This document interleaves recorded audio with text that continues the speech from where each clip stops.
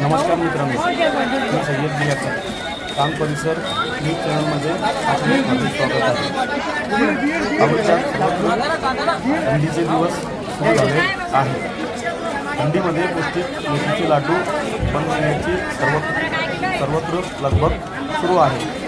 आज गुरुवार आठवडे बाजार असताना बाजारात खोबरे, काजू, बदाम, खारीक, मेथी, डिंक आदी साहित्य खरेदीसाठी महिलांची बाजारात गर्दी दिसून आली.